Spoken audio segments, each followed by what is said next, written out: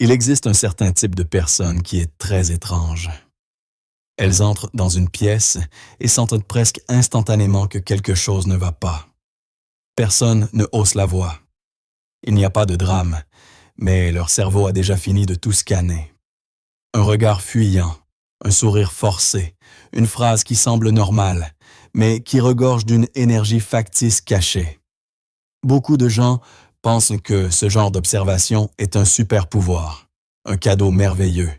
Mais la vérité est que cette conscience aiguë est en réalité un piège psychologique. Le problème est que leur cerveau n'a pas d'interrupteur. Elles ne peuvent pas simplement profiter du moment présent. Elles ramènent cela chez elles, le décortiquent, l'analysent et le rejouent dans leur tête encore et encore. Ce sont le genre de personnes capables de transformer un petit silence en un univers entier de pensées. Mais si vous connaissez quelqu'un comme ça, ou si vous êtes quelqu'un comme ça, vous savez déjà que ce n'est pas facile, parce que l'hyperconscience n'est pas seulement une question d'intelligence. Il s'agit de voir constamment les couches de sens cachées que d'autres personnes ignorent sans s'en rendre compte. Cela peut ressembler à un don, mais c'est aussi un fardeau cruel qui draine lentement toute votre énergie émotionnelle. Aujourd'hui, nous allons décoder la psychologie des personnes hyperconscientes et comment elles peuvent éviter d'être englouties par leur propre esprit. Tout d'abord, nous devons creuser l'origine de cette conscience aiguë. Pourquoi certaines personnes deviennent-elles excessivement conscientes? La psychologie empirique divise généralement ce phénomène en deux groupes principaux. Pour le premier groupe, cette sensibilité est simplement innée. La science les appelle des personnes hautement sensibles, ou PHS. Des personnes porteuses du trait connu sous le nom de sensibilité au traitement sensoriel, SPS. Leur système nerveux, dès leur naissance, est comme un filtre ultra fin qui absorbe et ressent tout plus intensément que d'ordinaire. Pour elles, le monde apparaît toujours en très haute résolution. Cependant, pour le deuxième groupe, l'hyperconscience n'est pas quelque chose qu'elles ont reçu à la naissance. C'est un héritage de survie.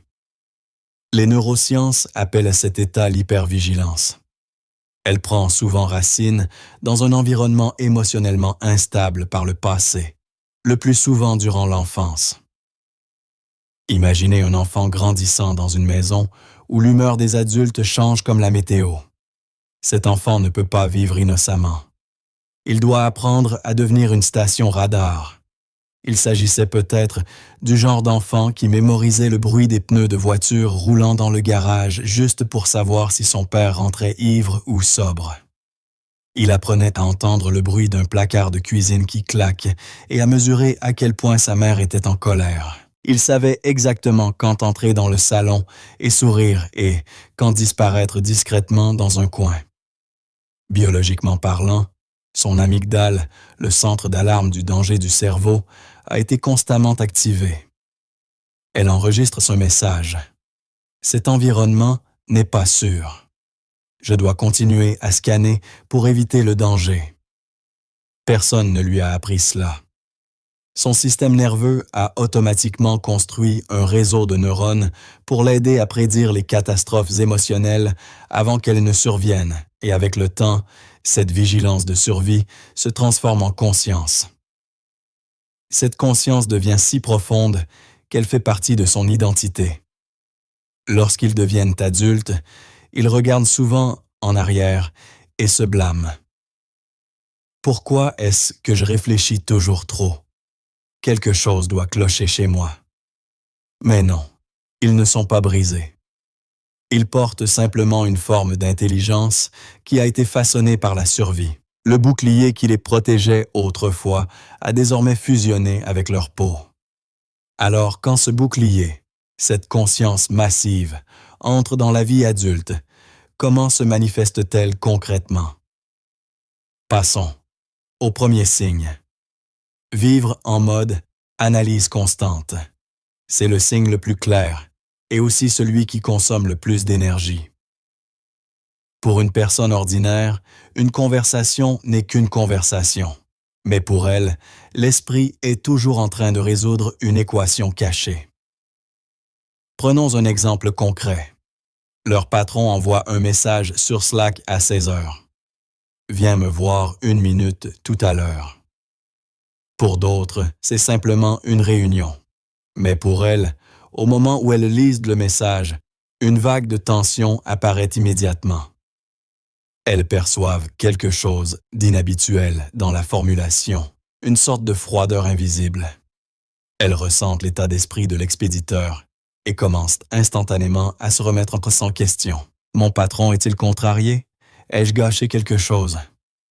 Elles ne se contentent pas d'entendre des mots, elles remarquent la pause de 3 secondes avant que quelqu'un ne complimente la chemise qu'elle porte.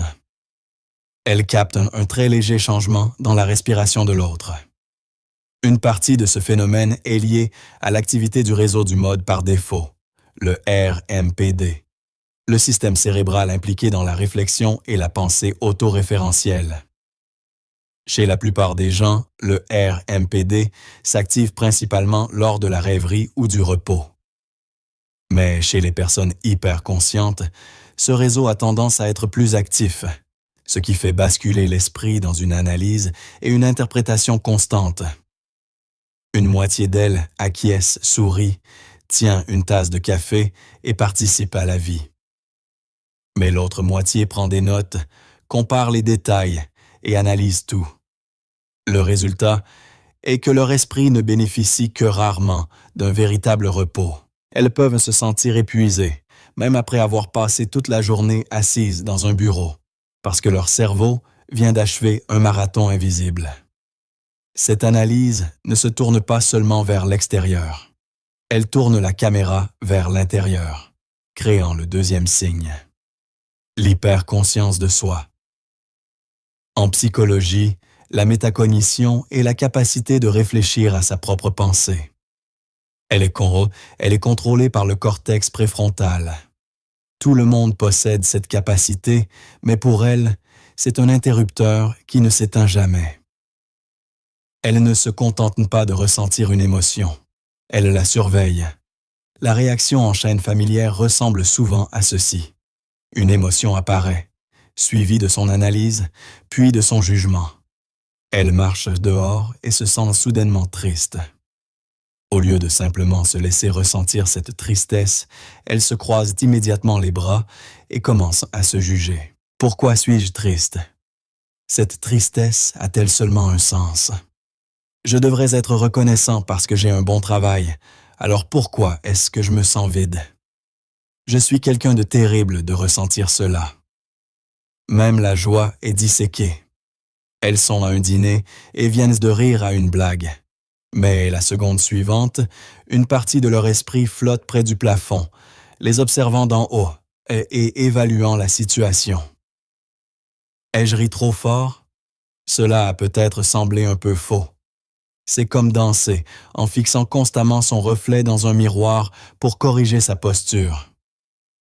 Ils ne rateront peut-être aucun pas, mais ils perdent le sentiment de fluidité.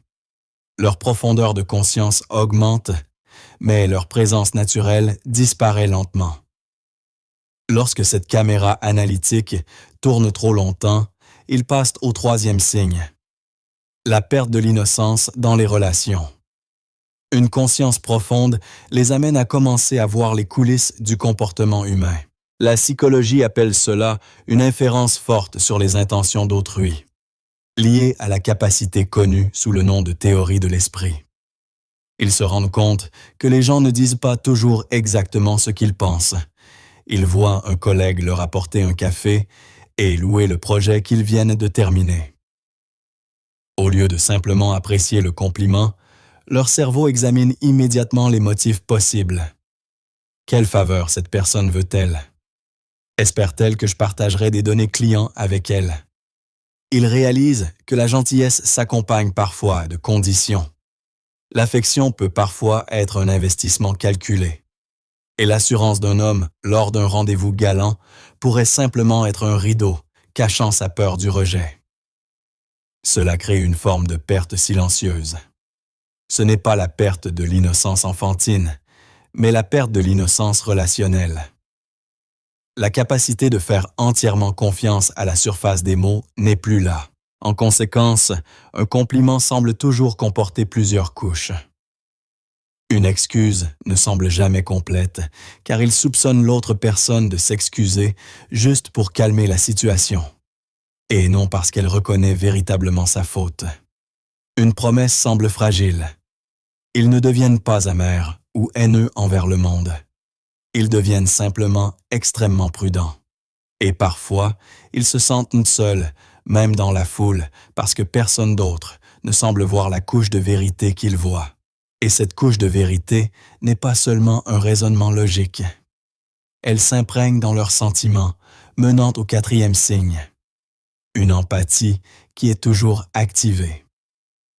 Pour eux, l'empathie n'est pas une compétence qu'ils choisissent d'utiliser lorsqu'un ami pleure. C'est un état qui ne peut pas être désactivé. Ils entrent dans une salle de réunion. Personne ne dit un mot, mais ils peuvent ressentir le poids de l'irritation entre deux collègues. Leur esprit fonctionne comme une feuille de papier absorbant. La psychologie appelle cette capacité l'empathie cognitive. Mais pour les personnes hyper conscientes, cela ne s'arrête pas à la compréhension mentale. Elles basculent dans l'empathie émotionnelle, où ils absorbent réellement et vivent la douleur d'une autre personne, comme si c'était la leur. Ce phénomène est étroitement lié aux systèmes neuronaux qui traitent l'empathie, en particulier les neurones miroirs. Lorsqu'ils voient quelqu'un exprimer une émotion, ces neurones dans leur cerveau s'activent, comme s'ils ressentaient eux-mêmes cette même émotion. Mais pour une personne hyper consciente, cela devient une absorption. Quelqu'un assis à côté d'eux dans le bus tape du pied avec une énergie nerveuse, et soudain, leur propre cœur commence à battre plus vite. Un ami parle de son divorce et, après qu'ils soient rentrés chez eux, cette douleur reste dans leur poitrine pendant 3 jours. Quel est le résultat? Ils deviennent le régulateur émotionnel de tous ceux qui les entourent. Ils savent comment adoucir leur voix et choisir des mots prudents pour calmer l'atmosphère. Les gens aiment être avec eux parce qu'ils se sentent compris, mais le prix à payer est l'épuisement. Ils deviennent un réceptacle pour les déchets émotionnels des autres. Et à la fin de la journée, très peu de gens réalisent que celui qui comprend toujours les autres a aussi besoin de quelqu'un pour le comprendre. Ces émotions refoulées ne disparaissent pas. Elles se déplacent directement dans le corps. 5e signe. Quand la conscience devient liée au corps et à l'anxiété. La conscience n'existe pas seulement dans l'esprit. La science appelle ce concept l'interoception. La capacité de ressentir l'état interne du corps, traité par le cortex insulaire.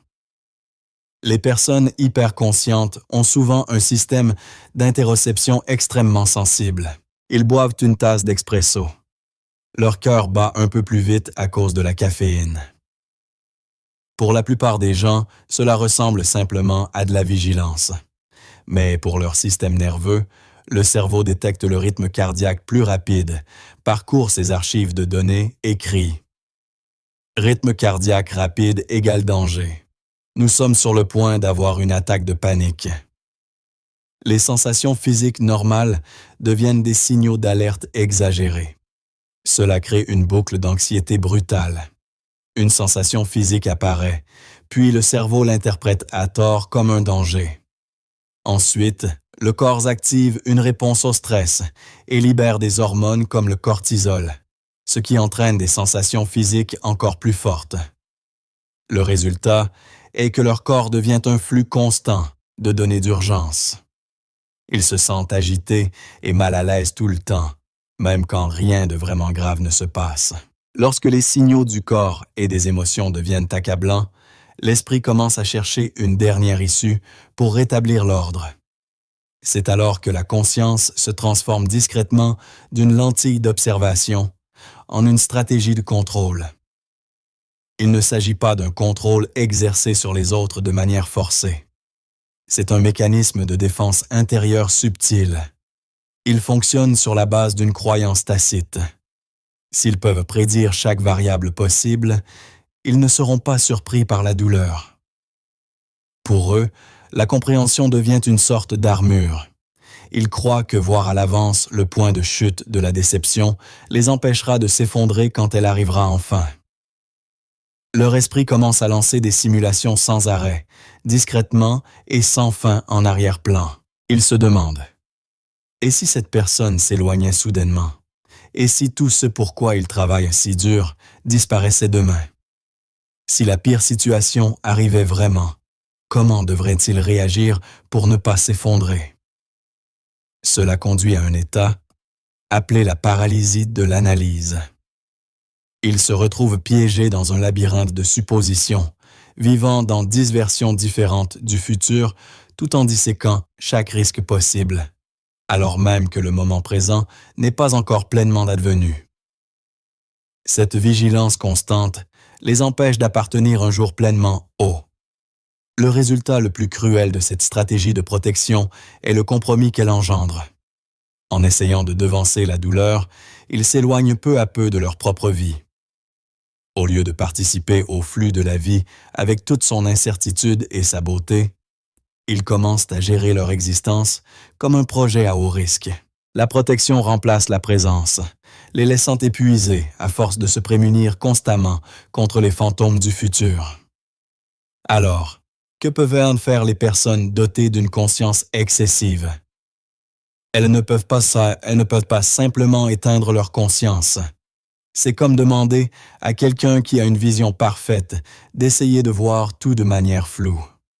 La solution n'est pas de devenir moins conscient. La solution est d'arrêter de tout porter. En psychothérapie, cela implique généralement de fixer des limites émotionnelles et d'ajuster les schémas de pensée. Ils doivent apprendre à remarquer les choses, tout en refusant de les absorber. Les personnes qui parviennent à se libérer de ce fardeau s'ancrent souvent dans 3 principes libérateurs. Premièrement, chaque silence n'est pas un message caché. Si quelqu'un répond lentement à un SMS, il est parfois simplement épuisé. Si un collègue passe devant vous sans sourire, il a peut-être juste mal à la tête. Ils apprennent à ne pas tout personnaliser. Deuxièmement, chaque émotion qui surgit ne nécessite pas une action pour être résolue. L'anxiété peut apparaître.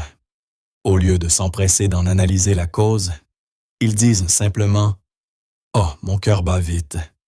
C'est juste une sensation physique. » Ils l'observent sans jugement et la laissent passer. Troisièmement, chaque intuition n'a pas besoin d'être exprimée ou suivie des faits. Ils peuvent percevoir clairement l'insécurité de quelqu'un, mais ils n'ont pas à devenir le thérapeute de cette personne. Ils peuvent remarquer l'instabilité d'une relation, et parfois la meilleure réponse est simplement de prendre du recul. Ils commencent à réaliser que la clairvoyance n'est un cadeau que lorsqu'elle s'accompagne de limites, en sachant ce qui leur incombe de gérer et ce qui appartient au monde et doit être laissé tel quel. Lorsqu'ils pratiquent ce genre de lâcher-prise, quelque chose de remarquable commence à se produire. Leur conscience ne disparaît pas. Elle s'adoucit. Elle mûrit. Ils voient toujours en profondeur la nature humaine, mais ils ne s'accrochent plus aux défauts des autres.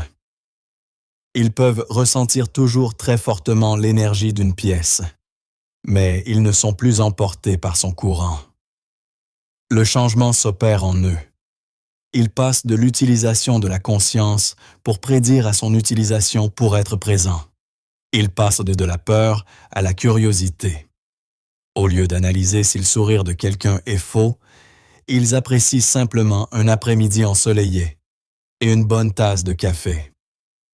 Leur vie finit par devenir plus légère. Non pas parce que le monde extérieur devient plus simple ou parce que les gens deviennent soudainement moins compliqués. Le monde est toujours plein de contradictions.